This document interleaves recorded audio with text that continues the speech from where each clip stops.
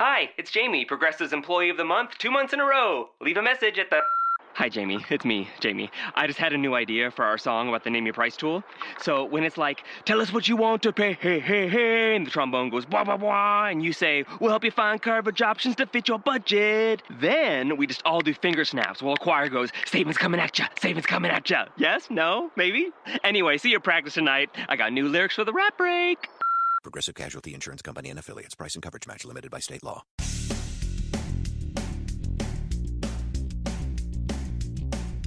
This is episode 1189 of No BS Job Search Advice. I'm your host, Jeff Altman, the Big Game Hunter, and welcome. I thought I would release something in podcast form from an interview I did last week with Marcy Travis about career transitions. No edits, nothing. A 30-minute interview with her about changing careers that I hope you'll find helpful. Hope you give a great review in Apple Podcasts or wherever you listen to the show. It is a very worthwhile interview. Again, 30 minutes in length. Give it the time it needs and let it sink in, and then probably listen to it again because there's just a lot in here. And I'll just remind you that if you're interested in my coaching you, there's information at the end of the interview, but since it's a long one, I'll just tell you that you should connect with me on LinkedIn at linkedin.com/IN/The Big Game Hunter. Mention that you listen to the show. I just like knowing that I'm helping folks. Once we're connected, then message me expressing your interest in my coaching you. We'll set up a brief discovery call where we'll get to know one another and what your issues are. And if you only have questions, the simplest thing to do is to contact me through either the app called Magnify, Magnifi, which is available for iOS only, or call me through prestoexperts.com. And with that, let's get going. Hi, I'm Jeff Altman, the Big Game Hunter, and welcome. I appreciate you making some time today to sit with us and learn some more about career transitions, because I assume that by the time you found this, you've already started exploring a little bit, and thanks for making some time today. My guest is Marcy Travis, who's a certified career coach and resume writer with 21 years experience. She's a baby by comparison to me, but that's a different conversation. Helping people figure out what they love to do and then finding that particular position. Marcy believes that you can find the work you love if you dream big, plan well, work hard, and don't give up. Marcy, thanks for making time today. Welcome. Thank you so much, Jeff. I'm so excited about being on your show, and I thank you for making time for me. I really am jazzed up about being here today. So. Yeah, let's get jazzed up. Yeah, jazz. So I think we're going to provide some good value for your viewers, and that's what it's about. You betcha. So let me start by asking, why now? Why is it a good time now to make a transition? Oh my gosh, Jeff. Right now is the best time to make a transition, and here's why.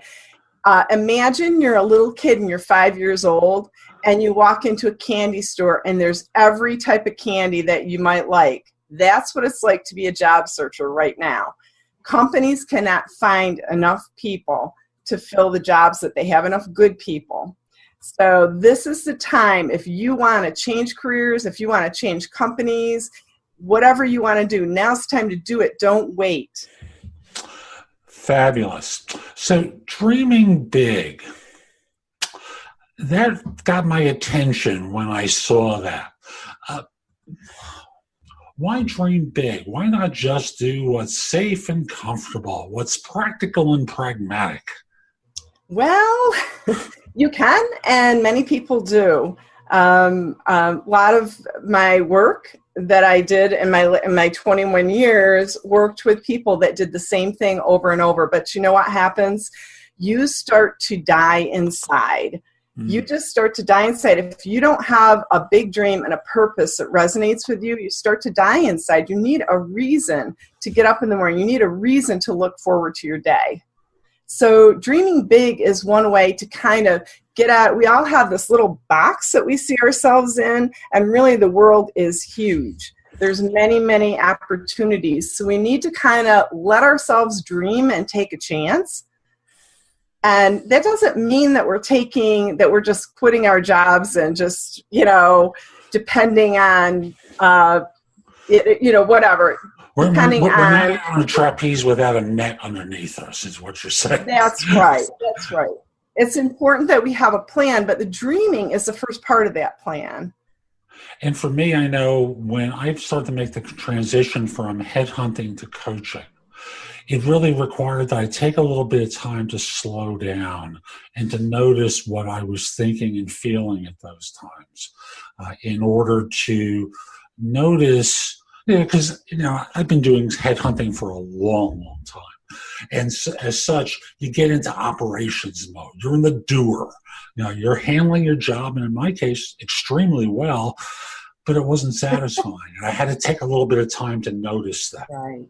Right. And sometimes it's only a matter of scheduling it on your calendar, 1 hour a day, sometime for you. A lot of us put ourselves last. We put everything else. We put our work, our family, everything else in front of us. And what we need to do is step back, as you said, and start to listen to how we're feeling, listen to what we're observing. What do we like? What don't we like? Start keeping track of that. So that's a super way to start. And then from there, once you've noticed all these wild ideas, because that's what I know that's what it felt like to me, were wild ideas going on. What do you do after that with all those crazy ideas? Because that was, again, how I was starting to, no, this is crazy. I can't do that. Right. Well, how do you take it from there? Well, I think, Jeff, if I was coaching you one-on-one, we would start to talk about what you want.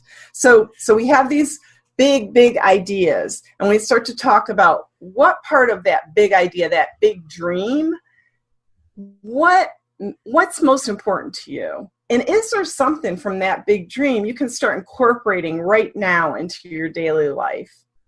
I would start to talk to you about that. Really? I'll give you an example. Please. With me. Okay. So my example is, my dream is to live by the ocean, and sit and write. So what about that dream? What is it that makes that dream special? Well, the ocean for me is very peaceful. Mm-hmm. Of course, I'm usually on vacation when I'm there, so I have not such a schedule to keep. It's kind of, I get up and I can write, and it's free flowing. Okay. Mm-hmm. Now, I told you two things. So I don't live by the ocean. Okay. But I do live in a quiet place where I can go. I have a quiet place where I can go and I can write, and I can get up and I can schedule my free time. Now that sounds funny, but I can put in my schedule time where I'm not committed to anything and nothing interrupts that. And I can start to incorporate that into my weekly schedule. And what it sounds like, if I could paraphrase here, it sounds like initially what you're doing is first you create the dreams, and then you start experimenting a little bit with bringing some of the things that you can do without making radical change in your life into your day-to-day. Yes. Oh, good. I've quantified that well. Well, because we all want to jump, right? Because we want to jump because maybe we don't like where we're in, and we've been in there too long. We've been fed up with it. And so we just want to jump, and we want somebody to tell us exactly the thing we should jump to. But it's really a process. I left that with teachers and parents. They were very willing to tell me what I should be doing.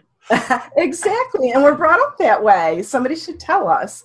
But it's really a process. And a lot of times, as you know, when you're working with a coach or working in a project, it takes weeks, it takes days, it takes time to process, to think, to do that internal work that's so necessary. What do I want in terms of lifestyle? What do I want in terms of a company? Or do I want to be my own company? And how can I start working on that little by little? And folks, I'll tell you, there's no timeline. The only timeline is your own. And Marcy used the example of weeks or months. In my case, it took a couple of years to make the transition, because in exploring, I had a couple of different choices of avenues that I was well trained for, decided to pursue a third one that I thought would be a little bit easier at this stage in my life and career, in order to make this transition. And you can do your version of this. You can take the most radical one. You can take the most gentle one. There's no rules except the ones that you create. This is not like going to work at your job and doing what your boss and management tell you. You are the chairman of the board of your own organization. It's really that simple. And you make the rules now. I love that. I love that. Yeah, that's great. And, when you're in transition, that's a really important thing, because you always have things pulling at you. You always have different responsibilities, no matter where you are and what you're doing. There's always responsibilities and things pulling for your attention. So yes, you're the CEO of your own life. Amen. And I have the idea that, again, using myself as an example, the way I did the transition was using a skill that I had and applying it in a different way. So it's like an approximate skill. So headhunting, I know how to help people find work. Coaching, I can help people find work. It's a question of how I'm compensated. Yes. That's always the easiest way. Tell us a story about someone you've helped who made a far more dramatic change.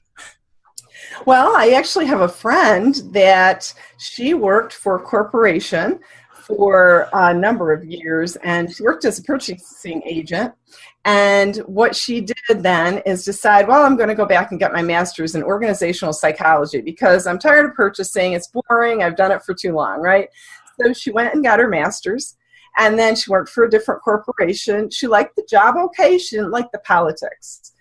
And so she started to think about, what do I enjoy doing? And her number one thing that she enjoyed doing, and there happened to be a need and a market for it, was doggy daycare. Yeah. And she quit her job and she opened up a doggy daycare. She has a beautiful home in California. And in California at the time, that was popular to have the doggy daycare. And so she would keep them for extended periods. But she loves dogs. So it was just a natural thing. She didn't have to pump herself up to sell it. She didn't have to sell it. People just love to bring their dogs to her because the dogs love coming. And she treated those dogs just like her own. So she developed a whole business around that. And then her husband, who is a VP of a winery out there, quit his job, retired, and helped her with it. And they just expanded it. And so terribly, terribly happy. Happy. I think wonderfully, not terribly happy. Happy endings. There we go. So I spoke about my own example of using the approximate, and then you spoke about someone who made a more dramatic change. And it sounds like one of the things that people can do is identify the skills and experiences that they really like to use and the experiences that they really enjoy. Absolutely. I think that's really important. I think it's really important to make a list of all your skills, then go back down and say, I'm going to cross everything off that I hate to do. Because we can be good at something and not enjoy it. And if you don't enjoy it, don't go with it. So there's so many ways that you can use your skills out there, so you can cherry pick what you want to use. And now is a better time than ever. But yeah, it's very important to identify your skills. And a lot of people have problems doing that because none of us, the things that we really enjoy and that we're natural at, we don't think anything of it. We just think that's just part of our personality and who we are. Mm-hmm. So sometimes it takes talking with somebody else to kind of pull it out of you. That's what I've experienced anyway. And so, yeah, it's very important to know what your skills are. Not only does it help you with the direction you're going to take, but it helps you when you're applying to employers and going into interviews, because you can kind of help them direct the interview, and you can match yourself up with the right companies. So it seems so far we've been talking about the dreaming big part. Yeah. How does the planning well follow next? Well, a lot of times it's hard to bring it down from use myself as an example. I love helping people. Now, how many different ways can you help people in the world? I mean, I worked in a corporation and I helped corporate. I helped sales. I worked, in other jobs and in my employment jobs and help people finding work. But you have to narrow it down at some point. And usually what I suggest is people narrow it down to 3 things and then start to research them. But so you start out on Mars and you come down to Earth. So we start dreaming, then we start looking at our skills. What kind of lifestyle do we want to live? And then finally we pick 3 and just start there. Because if you don't, you're going to be all over the place. And what I usually see happening, and I've done it myself, is people get on job boards when they're looking for a new job. They're not sure what they want to do, and they start to search. And they start to search, and they come up with 1,000 jobs. And they're just totally overwhelmed, and they read job description after job description, and they go, that's not me, that's not me, that's not me. And pretty soon you're like, there isn't anything out there that's me. And so what I suggest is doing that internal work, the dreaming, and the planning comes in, and planning comes into really setting some structure to what you're looking for. So when I think of planning, again, using myself as the example, Yep. I decided to do coach training and to start experimenting with coaching people while at the same time being a headhunter. Now, I was doing more generic life coaching as part of that. And I figured that was the easier way to practice by doing something completely different. So I practiced by doing life coaching with people, work with a number of friends, start to solicit clients, start to work with 15, 20 people with a clip on 30-minute sessions, and got a sense of what it would like to be a coach day in and day out. And that became part of my planning to test it out some more, plus getting the training, but ultimately I had to take a leap. Absolutely. And it also gives you, when you do that and you try things, it gives you confidence. You're either, yes, this is for me, or no, it's not. And if it's not, you can try something else. That's a very good point, Jeffrey. And there's lots of ways too. If there's a lot of, now we're so fortunate because there's a lot of work from home stuff. So you can even do stuff on your own time, keep your current job and work around the hours and do stuff from home. It's a great way to try things out. I found that experimenting is the smart way to do things, and not to be concerned with the outcomes. The idea is just try, and to do it with the minimum amount of risk involved with it. Yes, absolutely. I totally agree. So where do we go from here? What's next in the process for someone doing the transition? Well, we talked about lifestyle, we talked about skills, and we talked kind of about brainstorming career ideas. I think that one of the things, along with the planning and trying things, is to talk to people that are doing what you want to do, and really get a sense for what you might enjoy, what they like and what they don't like about it, because you can read a job description and then it's totally different when you do that job. And that's probably the way it is with most things. So I think it's really good to talk to people. And folks, if you've ever changed jobs in your current role, what Marcy says is profoundly obvious, right? That job description that you applied for that sounded like the most wonderful thing in the world. Then you go in there and suddenly it's, it's quite radically, everyone's on good behavior on the interview, right? Yeah. You're on good behavior, they're on good behavior, and then you start and all the swords and daggers are out at that point, and you discover, lo and behold, it's not quite what they made it out to be. Yeah, and I really, some people think this is odd, but I really think that it's important to do a little sleuthing. So, just pretend. Sleuthing? Yeah, pretend you're a sleuth and go and talk to people that work at that company. And a lot of people are willing to talk to you. They might not put in an email, but they might get together with you for coffee. I've been a fan of asking the interviewer what they like about the company. Sometimes people will be honest. Sometimes they'll give you, a canned response. But the other way is just to go on sites like Glassdoor and read the reviews. If you're reading one bad review about a company, maybe not. If you're reading 100 bad reviews about a company, and there's probably some truth to it. And you can also get an idea for company culture, and that's really important when you're trying to match yourself up with a job. Yeah, and I think even before then, is in the transition phase, you kind of look at talking to people as like an informational interview. So you talk to coaches in my case. You talk to professional resume writers in Marcy's case, or coaches in her case. You talk to people who are in the role so that you can match up your idea, or dare I say fantasy, about what it's like to be in this kind of work with the reality of what it is. For some people, the isolation of working from home can be problematic. The idea of working by the beach writing poetry sounds wonderful until you realize, my God, it's not just on the vacation, it's 365 days a year. Yes, and I'm a social person, so yeah. Right. So you start to hear conflicting stuff, and it shouldn't freeze you. It shouldn't paralyze you. It's more information.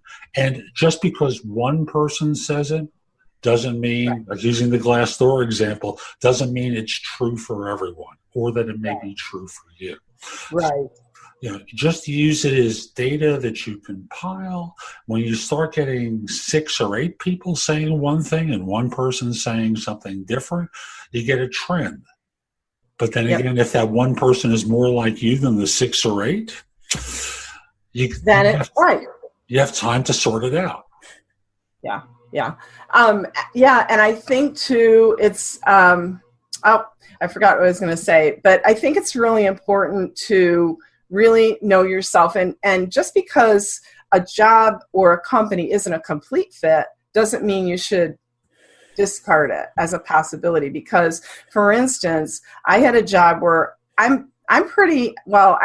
always been, up to this point, let's put it up to this point, I've always been working a lot of hours. That's just me. I want to be busy. I want to be doing things, which doesn't really match up, as you said, with sitting by the beach writing poetry. So,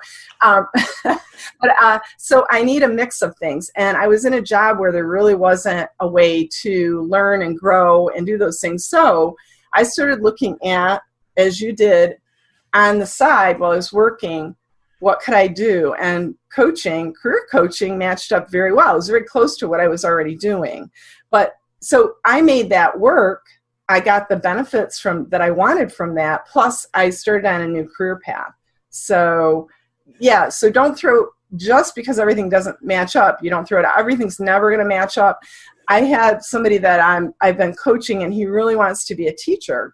But the salary and some of the other things associated with teaching right now aren't really what he wants. But he loves teaching. That's what energizes him. It gets him going.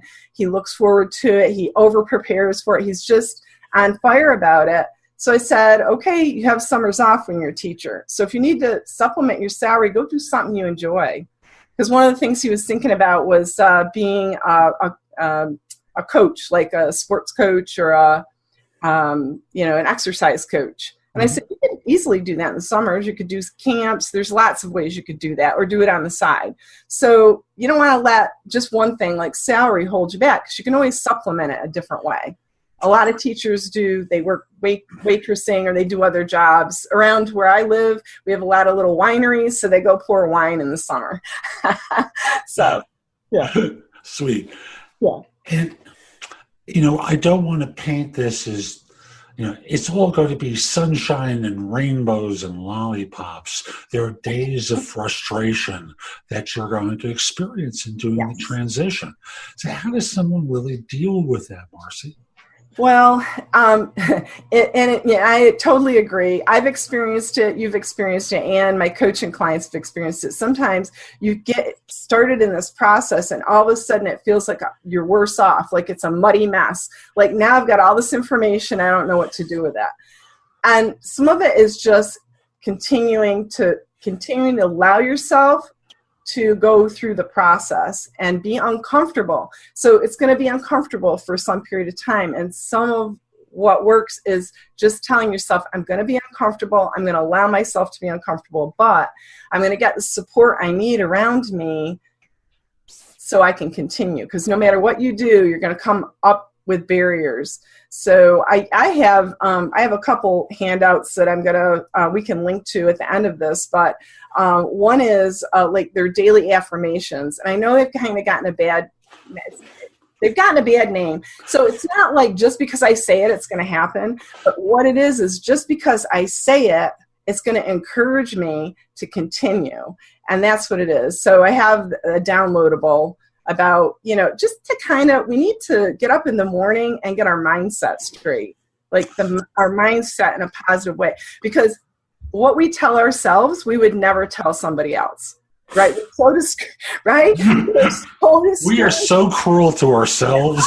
We are. So you almost have to, instead of allowing that to happen, you have to do the work to kind of pump yourself up. So. And to use your introduction, folks, you need to remind yourself to not give up. Because giving up puts you in the position of being back where you started off. Like, I'm going to use something from the time that we're recording this, and that is those kids in Thailand who were in the cave for X number of days. And now they've got to swim out, and some of them don't swim.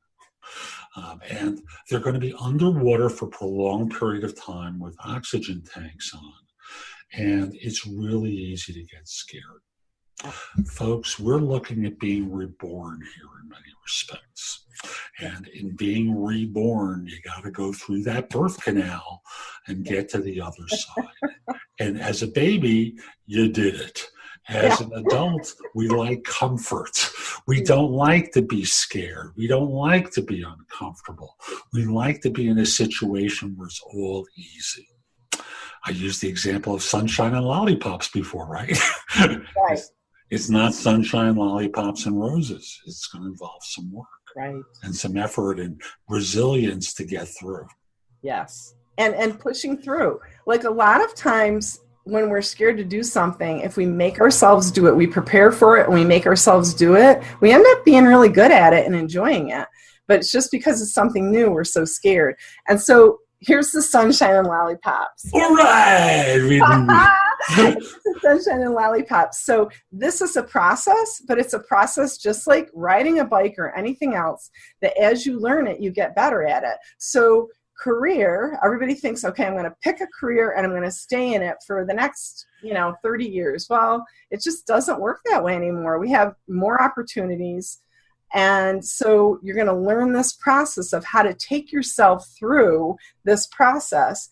And on the way, you're going to assess. You're going to continually assess what you like, what you want. It's going to change depending on what age you are. I don't want the same things that I wanted when I was 20. So, and it's going to be the same for everyone. So we're going to pivot along the way. And the great thing about learning this process is you know how to pivot. You betcha. And folks, I'm just going to do a recap. The idea is to give yourself permission to think and feel the things that have been below the surface for a while, that you've been burying down there because you have to do the job today. And then you're going to start exploring, and in the exploration, begin a planning process. In case you haven't noticed, I'm in the process of going through Marcy's introduction. You're going to do some planning and testing. You're going to experiment, knowing that some experiments are going to work and some are not going to work. You're going to try real hard and work past all the objections that your mind will throw into the situation to get in the way. Oh, no, you can't do this. No, it is impossible. Impossible. You can never quit your job. Because you're scared and your fear is going to come up. but most importantly, it's the notion of persevering to get to the other side. Was that a good recap? That was a great recap. You're so good at this. Thank you. Yay! Hey, Marcy, thank you so much for making time today. How can folks reach out to you? Okay, I've got a couple free downloads. So I love free. My site is marcytravis.com, marcytravis.com. And then I have the 2 free downloads are at marcytravis.com. The first one is /career-transition. That'll take you through 3 steps to start helping you think about dreaming and thinking about what you really want.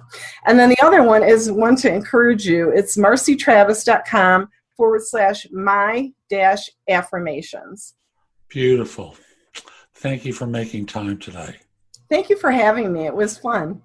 You're welcome. And folks, I'll be back with someone else at some point, but I'll just simply say if you're interested in more information about career transitions, about changing jobs or what have you, you can get information on YouTube from me at jobsearchtv.com. Subscribe to my podcasts, Job Search Radio and No BS Job Search Advice Radio in Apple Podcasts or whatever service you listen to.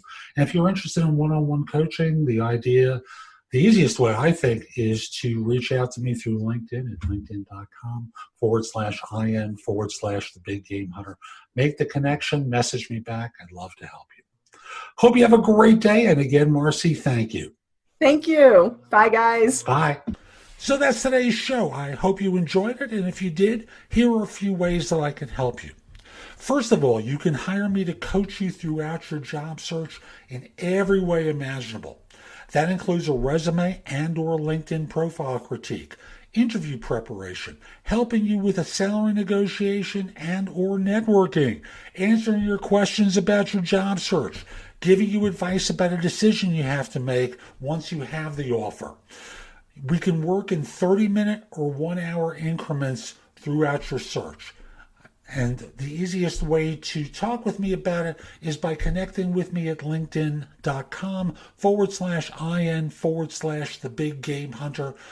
Mention that you listen to the show. I just like knowing that I'm helping folks. And once we're connected, message me that you're interested in coaching. We'll do a free discovery conversation with one another.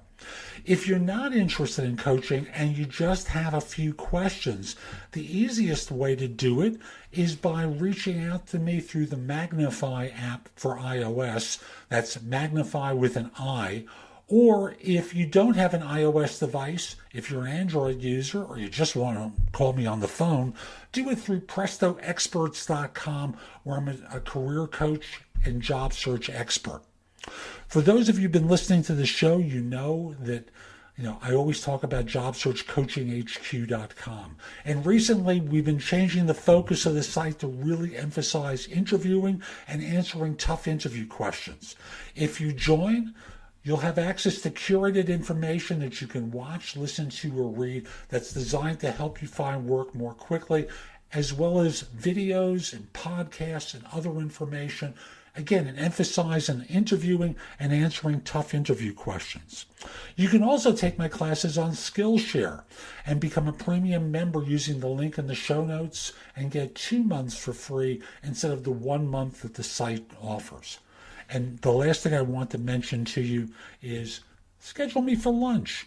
I do it at 12:30 most days, and for now I'm making myself available Monday, Wednesday, Thursday, and Friday for lunch at 12:30 Eastern Time. We'll meet over Zoom and be able to see one another. You bring something to eat, or if it's early for you, very simply bring some coffee with you. We'll sit and talk for 45 minutes. I'll answer your questions. That's less for $175. That's less than what I charge for comparable time for my coaching. So again, reach out to me through LinkedIn and we'll schedule a time for lunch. Have a great day. Take care.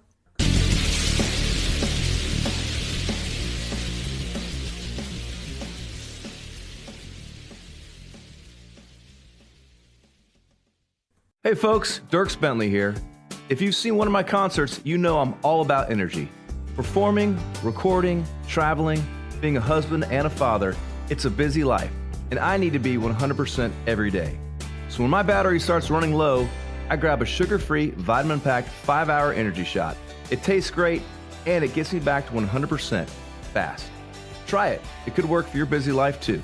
For more information, visit 5hourenergy.com.